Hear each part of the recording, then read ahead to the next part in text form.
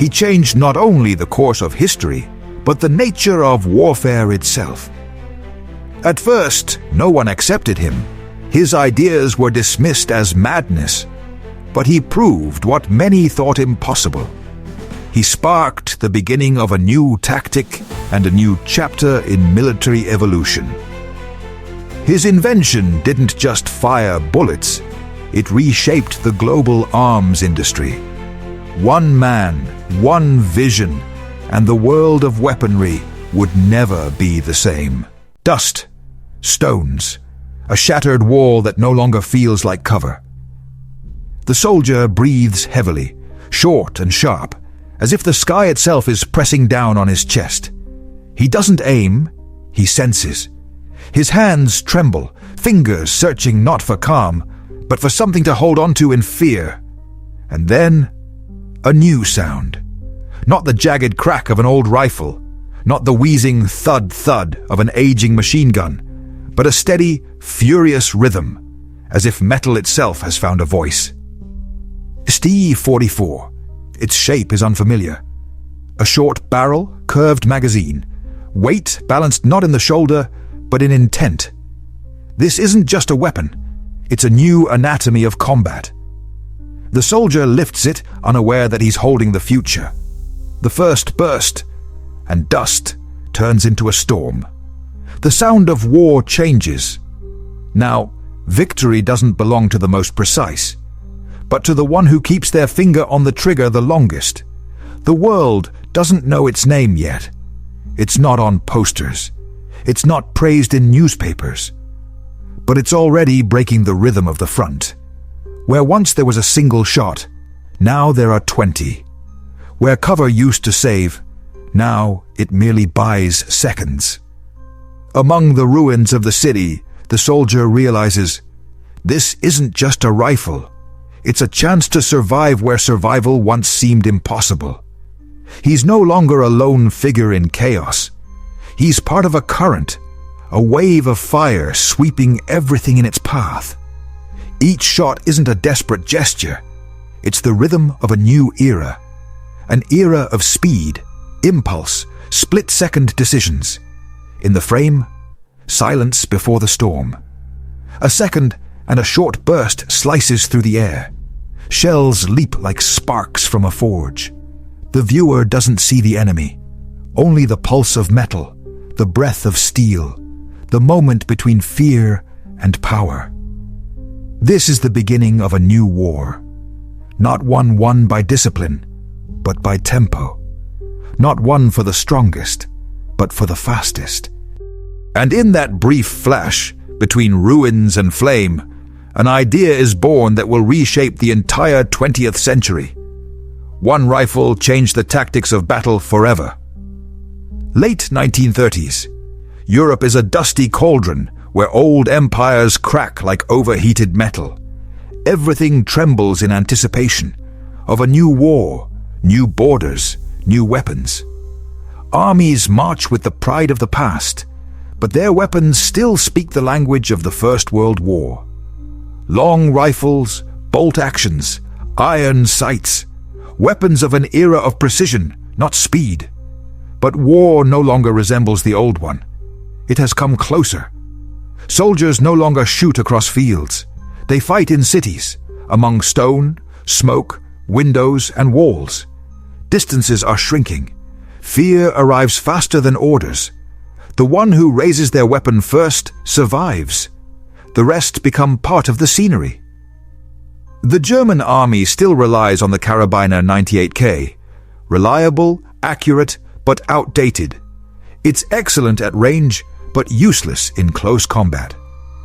Reloading takes seconds, and in 1942, a second costs a life. Submachine guns exist, but they're heavy, eat through ammo, overheat, and aren't suited for mass production. Soldiers are asking for a weapon that can shoot fast, reach far, and still be light. On the Eastern Front, everything is collapsing. The Soviet army attacks like an avalanche. Hundreds, thousands of soldiers surge forward, storming trenches, houses, hangars, fighting at arm's length. This isn't a war of lines. It's a war of chaos. A bolt-action rifle here is like a feather in a storm. German officers begin to understand. The enemy has simplicity. They have inertia. The Soviet PPSH fires like a thunderstorm. Sure, it's not accurate, but when the enemy is 10 meters away, accuracy doesn't matter. The Germans respond with disciplined fire and lose to tempo. Paradoxically, the technologically advanced army turns out to be slower. Engineers begin to whisper, "We need an intermediate cartridge. Not a rifle round, not a pistol one, something in between. Small but fast, cheap but powerful." And so, the idea is born, a hybrid between a rifle and a submachine gun, a weapon that can fire in bursts yet remain light, not a miracle, a compromise. And it's this compromise that will change the war. In workshops, under the hum of lathes and the smell of oil, a new way of thinking is taking shape. Not how to shoot more accurately, but how to shoot faster and more comfortably. Not one shot, one hit, but one burst, a chance to survive. It's a shift from the sniper soldier to the flow soldier, all for the sake of a split second. But the idea has enemies. Generals raised on the ideals of the old front don't believe in such toys. They demand order, not improvisation. They say, a soldier with an automatic weapon is chaos. But the battlefield has already answered. Chaos has become the norm. And whoever learns to tame chaos will win the war. Thus begins the hunt, not for speed, but for balance. How to combine the power of a rifle with the rate of fire of a submachine gun. How to make a cartridge light, but not useless. How to give a soldier not just a weapon, but an advantage. Somewhere between the front lines and the factory floor, a quiet revolution begins. No slogans, no fanfare. Engineers work in the shadows, hunched over blueprints where every millimeter matters. They don't know they're creating a legend.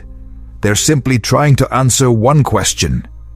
How do you survive a war where seconds cost more than bullets? He was not a warrior. He didn't shoot, didn't march, didn't command. He simply looked at the map of war and saw not front lines, but lines of possibility. Hugo Schmeisser, an engineer from Erfurt, son of a gunsmith, a man who spent his life thinking in metal. Not an ideologue, not a fanatic, a craftsman. In his world, everything came down to sound, the ring of a pin, the click of a bolt, the hum of recoil. He listened to weapons the way a musician listens to an instrument, and he knew when it spoke correctly. By the time Germany plunged into war, Schmeisser was no hero, but a master of his craft. He had already designed weapons, but now he faced a challenge of a different scale. Not just to improve, but to rethink the very mechanics of combat. Everything that existed was a prisoner of habit. The rifle was precise, but slow. The submachine gun was fast, but unreliable. He wanted to unite these opposites in a single breath. Schmeisser wasn't a man of spectacle. He worked in the shadows. While propaganda shouted about triumphs, he sat over blueprints where a single millimeter could decide the fate of hundreds. His lab, a desk, a lamp, the metallic scent of oil. His war, not in trenches, but in workshops. He didn't see the enemy, but every day he felt the breath of time on the back of his neck. It pushed him, whispered, "Faster. Simplicity is also a weapon." He understood. To win, you had to create a weapon even a weary soldier could understand. One who hadn't slept, hadn't eaten, was freezing in the mud, had to be able to lift a rifle and fire without error. Instinctively, almost reflexively. The weapon had to become an extension of the body, not just a piece of equipment. Thus was born a concept that hadn't existed before: the assault rifle.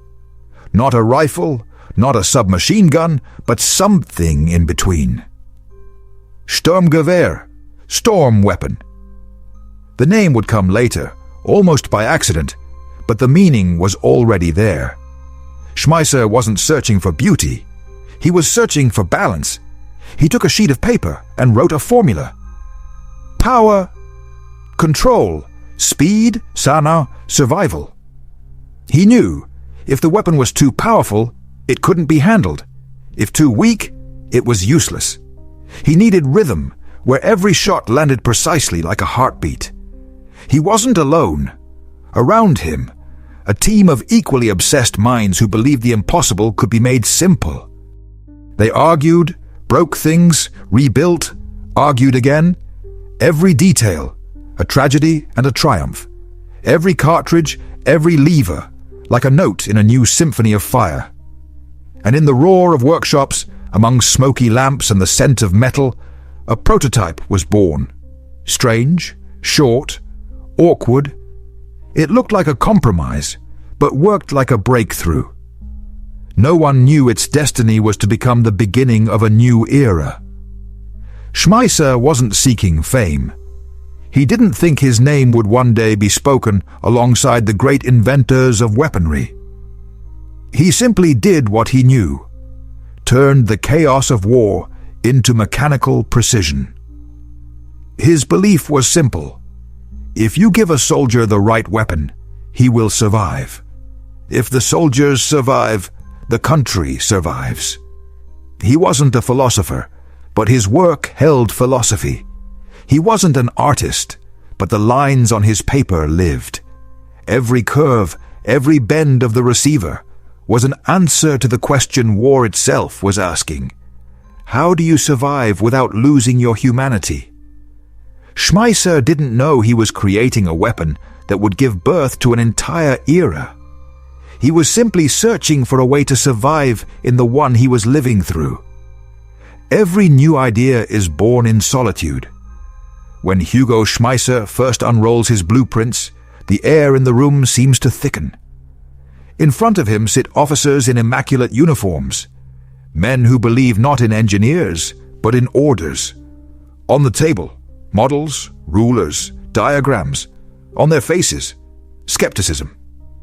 "Is this supposed to be a rifle?" one asks, raising an eyebrow. "Not exactly. It's a new weapon for a new kind of battle. We have the Carabiner 98K. Reliable, accurate, time-tested. Why waste metal on fantasies?" The words fall like shell casings onto concrete.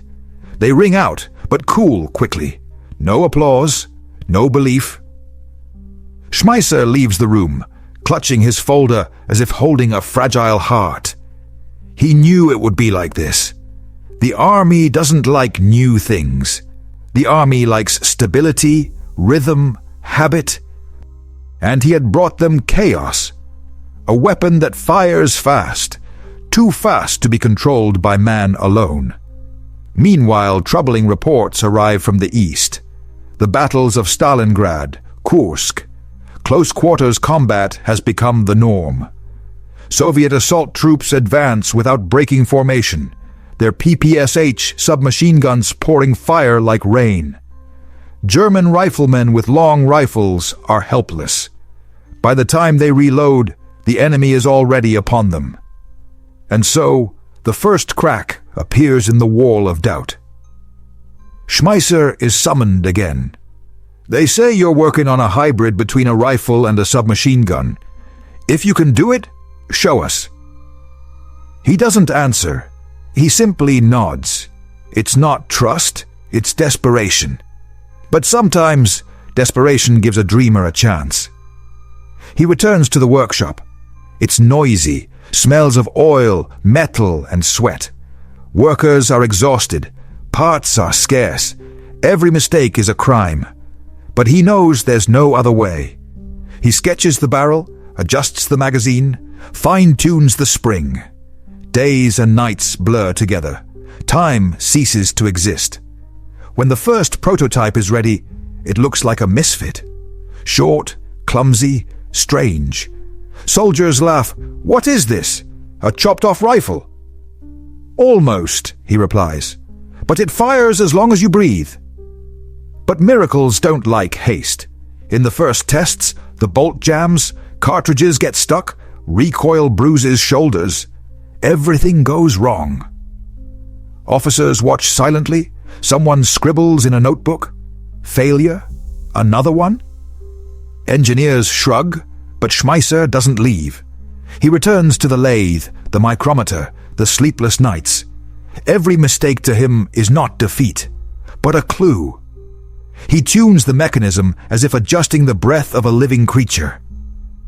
If it speaks properly, he thinks, the world will hear it. At home, his wife asks, "Why do you torture yourself?" He replies, "Because out there, on the front, someone is holding my failure in their hands, and if I don't succeed, he won't come back." The pressure grows. The military demands reports, schedules, deliveries. Metal is scarce. The front is calling. "Stop! This is not a priority." But he can't stop anymore. He believes that even one idea can burn through a wall of skepticism.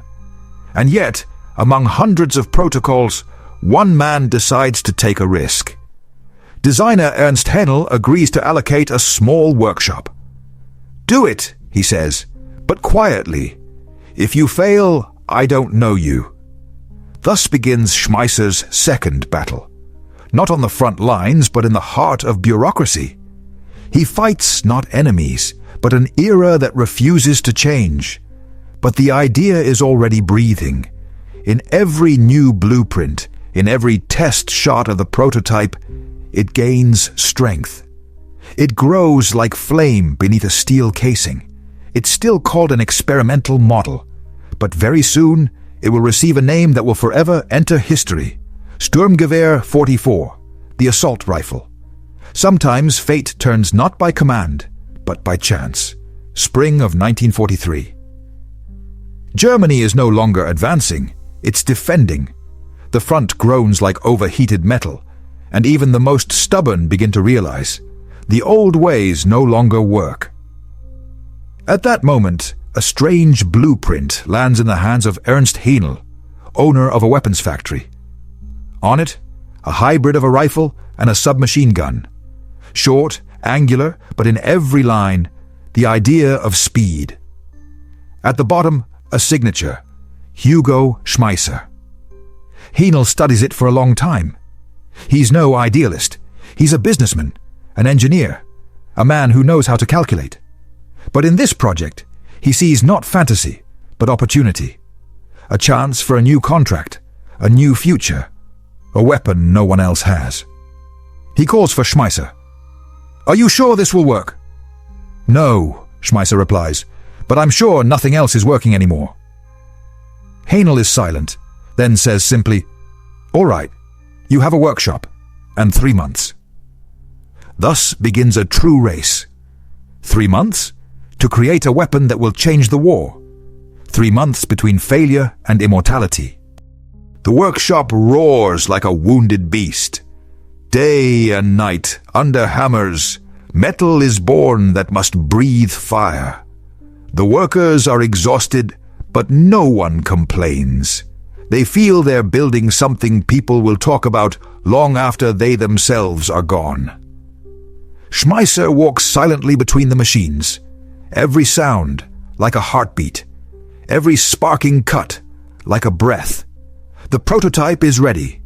At first glance, nothing special. Gray metal, rough shape, a magazine curved like a snake.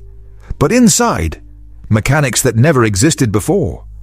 Gas operation, short-stroke piston, intermediate cartridge. He grips the weapon in his hands. It's heavy, but alive. If it starts to speak, he thinks, it won't stop. The test is scheduled at dawn. On the range. Fog, the smell of oil and wet earth. Officers stand aside, hands behind their backs. To them, it's just another trial. To Schmeisser, it's the moment of truth. He loads the weapon. The first shot, misfire. The second, the same. The third, the rifle comes alive. A roar, a crackle, a roaring rhythm, as if the steel itself has finally decided to speak. The recoil is steady, the shots precise, the sound short and fierce. The burst ends, but the echo still trembles over the range. Schmeisser looks at the officers. No one says a word. One steps forward, takes the weapon, tries it himself. Another burst, then another. He says nothing, then simply nods. Send the report up. In that moment, Hugo understands. His idea has finally pierced the armor of indifference. Not completely, not definitively, but a crack has formed. And from cracks, the future always grows. A week later, the order arrives. Authorize a limited batch for frontline testing. A small victory, but a real one. The engineers celebrate quietly with mugs of cheap coffee. They smile because for the first time, they feel their work isn't in vain. Frontline reports arrive a month later. Soldiers write briefly, without rhetoric. Fires fast, easy to reload. Consistent hits. With this thing, you can survive. No medal ever sounded louder to Schmeisser than those words. For the first time in years of work, he feels that metal has finally understood man. The weapon is no longer just a mechanism. It has become an answer. But he knows. More battles lie ahead, with generals, with production, with time. And yet now he has the most important thing, a chance. A chance to prove that one idea can outlive the system. The front burns like a blade under the sun. Germany is shrinking within its borders, losing cities, people, faith. But somewhere in this chaos, a sound emerges that war has never heard before. It doesn't resemble the crackle of old rifles, nor the rasp of machine guns. It's a rhythm, steady, harsh, confident. That's how the STG-44 first spoke. Soldiers receiving the first batches look at the new weapon with suspicion. It's short, angular, heavy-looking, as if pieced together from leftover parts of other systems. But the moment the trigger is pulled, everything changes. The fire flows in a smooth wave. The recoil is soft, controllable, and the bullets land precisely, as if the steel itself whispers where to aim. The soldiers say nothing, but their faces show a mix of surprise and respect. "This isn't a rifle," says one. "No," replies another. "It's a survival tool." On the Eastern Front, a battle rages for a village whose name no one will remember. Snow melts under boots. The air is sliced by lead. Soviet assault squads advance like an avalanche. And for the first time, German riflemen respond not with single shots, but with short, rapid bursts. The sound of war changes. It becomes denser, faster. Every meter is now won not by minutes, but by seconds. Soldiers with STG-44s hold positions where entire companies once broke. In letters home, they write, "This weapon makes us faster. Now battle isn't torment, it's breath. It fires the way your hand wants it to." These letters rarely reach their recipients. Censorship silences anything new. But Hugo Schmeisser receives his own reports. Brief summaries where for the first time words like high efficiency, accuracy, and stable rate of fire appear. To him, this is not just success. It's the vindication of years of desperate belief. Factories begin producing the STG-44 in series, though still in small numbers. Machines thunder, casings fly, metal smells of heat. Schmeisser stands by the conveyor and watches his idea take shape. He doesn't smile, too tired for that. But inside him is a silence that feels like satisfaction. Everything he once sketched in a notebook under the glow of a lamp is now firing on the front lines. Yet with success comes danger. The louder the new weapon speaks, the darker the shadows around it grow. Bureaucrats begin to argue over who deserves the glory. The military demands a faster production, but resources are scarce. Officers write reports. We need priorities. We need factories. We need people. And time, there's less and less of it. Meanwhile, soldiers continue testing, not on ranges, but in hell. Urban combat becomes the arena for new tactics. Now every house is a stage to showcase the STG-44's advantages. The weapon works in mud, in frost, in rain, and where a rifle would jam after 10 shots, the assault rifle keeps firing, steady like breath. Soldiers begin calling it simply Sturm. They don't need patents or acronyms. To them, it's not technology, it's a chance. They say the sound of its burst resembles a drum beat, dry, precise, confident, as if battle itself has become music. In the factories, engineers celebrate quietly. No speeches, no orchestra. They simply stand by the window and listen to the hum of the machines, knowing that this noise is music too. Music where the heartbeat of their labor lives. Hugo Schmeisser receives a short letter from a frontline soldier, written in pencil with uneven letters. Your weapon saved my life. Now I know that a machine can be on the side of man. He reads those lines several times. To him, they mean more than any medal. But he knows the storm is still ahead. Too many eyes now watch his creation. Too many hands want to touch the success that hasn't yet had time to grow strong. And yet, in that moment, amid the roar of machines and the wind outside the windows, Schmeisser understands. His idea no longer belongs to him. It has broken free, spread through hands, through the front, through the world.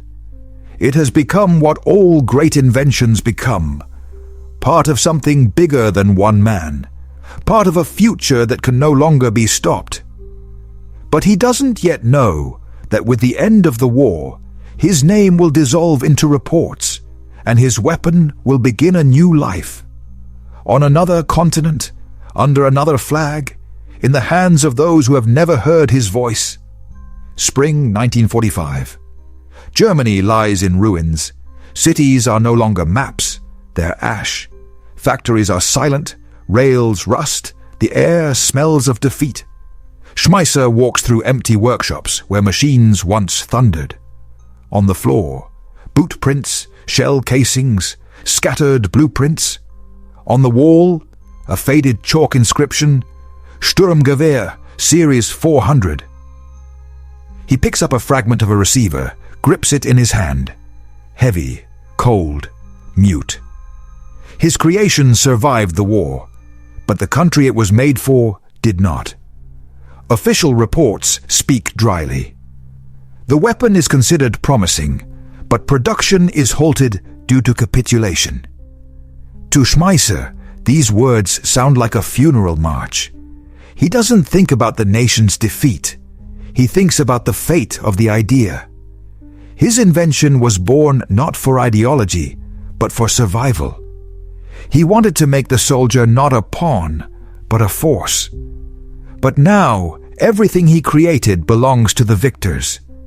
The Allies dismantle factories brick by brick. Crates of STG-44 samples vanish into trains. Americans, British, French, each wants to peer inside this steel mystery. They photograph, measure, copy the mechanisms, and in the USSR, engineers dissect every part under a microscope. The world, unaware that the war isn't truly over, is already preparing for the next, a technological one. Schmeisser is arrested. He isn't beaten, tried, or humiliated. He's simply taken away. For him, it's a familiar rhythm, going where his mind is needed, not his name. He ends up in the East, in the USSR, where thousands of German specialists now work. There he draws again, drafts again. Above him, unfamiliar generals. Beside him, Russian engineers in whom he sees himself. They don't need to be told that metal is a language too. They simply watch him sketch and nod. Interesting. Very interesting. The STG-44 becomes the quiet foundation of a new era of weaponry. It gives birth to a philosophy. One soldier, one force, one rhythm. From it grows the AK-47, the FAMAS, the M16, an entire dynasty with a common ancestor, that strange rifle born at the end of a lost war. Hugo receives no glory. His name disappears into reports, replaced by patent numbers. He returns home years later, older, quieter, and sees that his weapon lives, but under different flags. Newspapers write about new Soviet automatics, American assault developments, and he smiles, not out of envy, but understanding, because an idea can't belong to one person.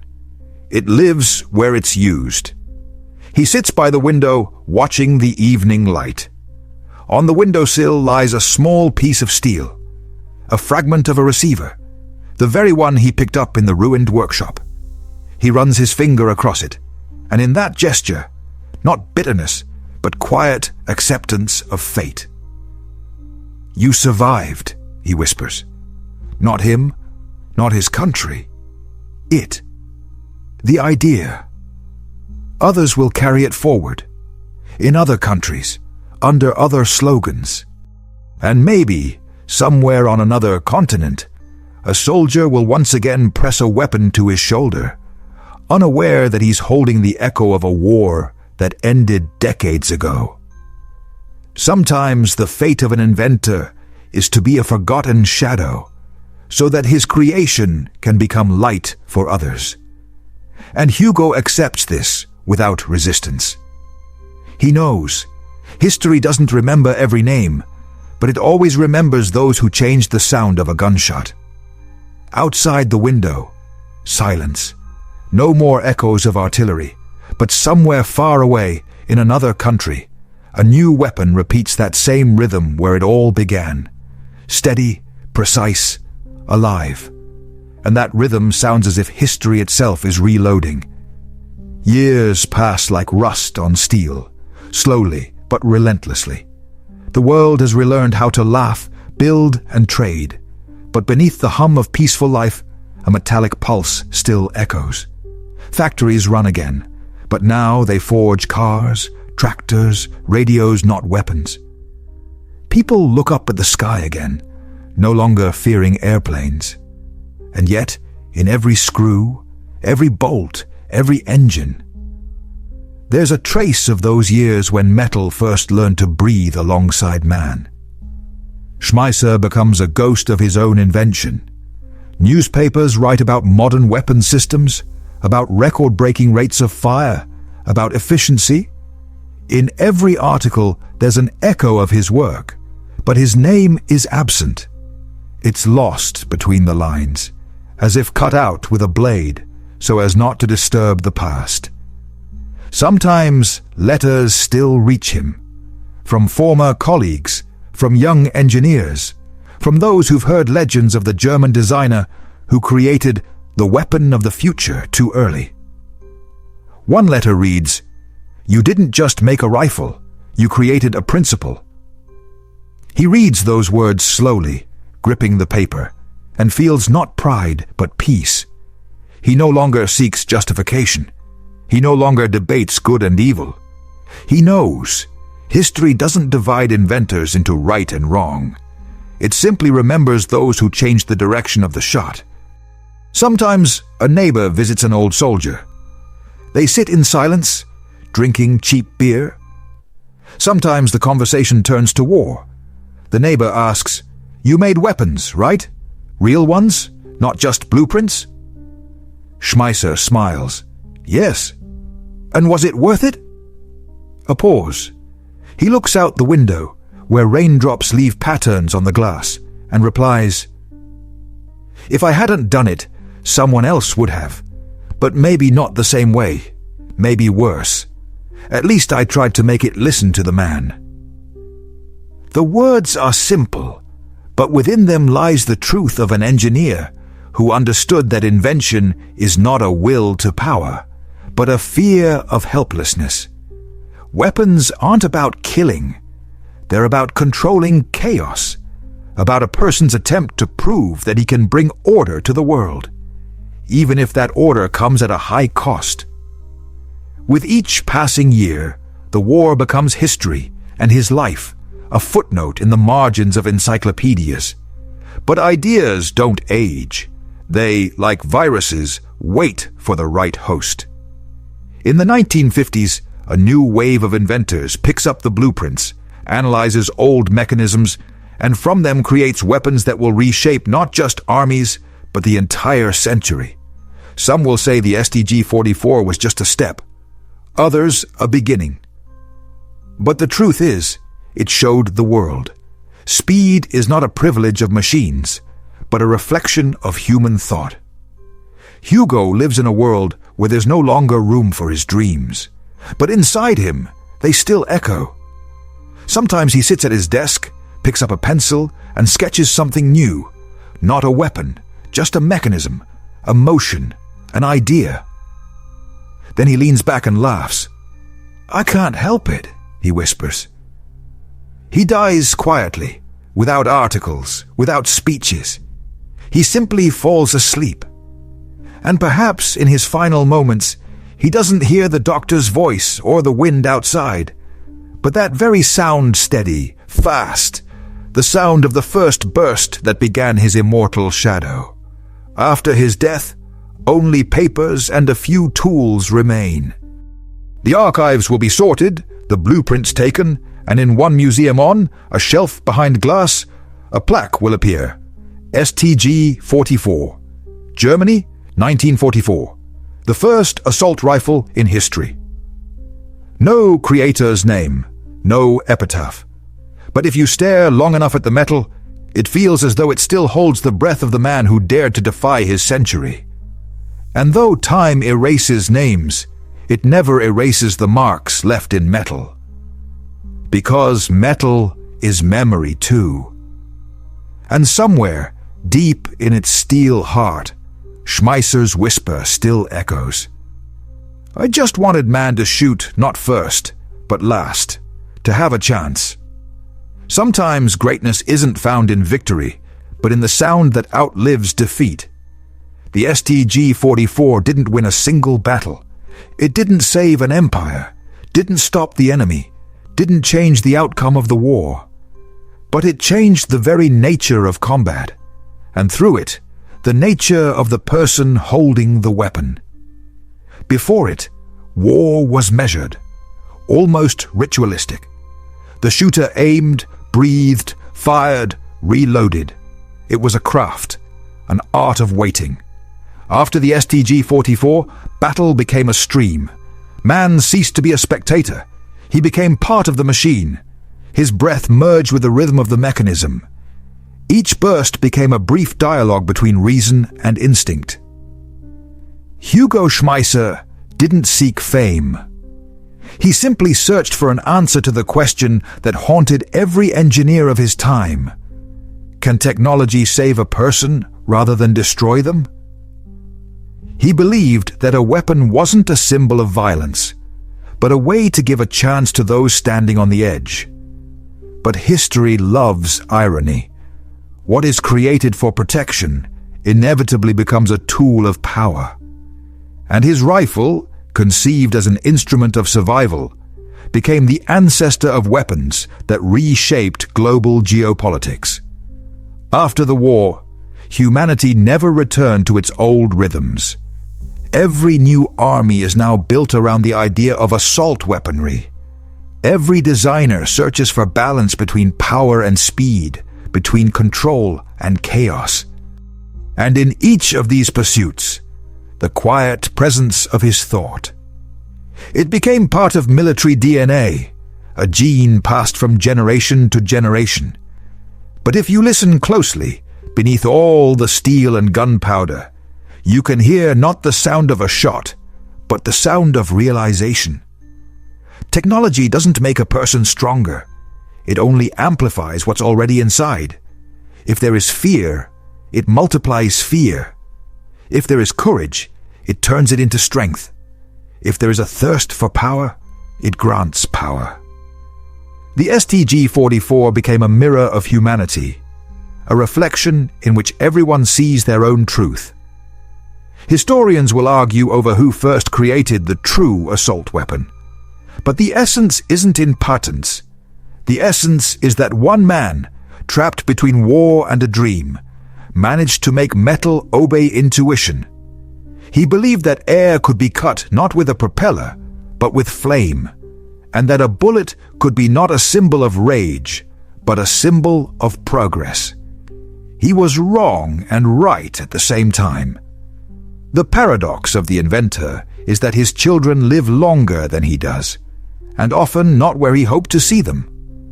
The STG-44 traveled from German workshops to museums, from laboratories to legends. Its silhouette lives in every modern assault rifle, its spirit in every army that fights today, its sound in every chronicle where man once again tries to prove to himself that he can control what he has created. But perhaps Schmeisser's most important legacy isn't in metal, but in awareness.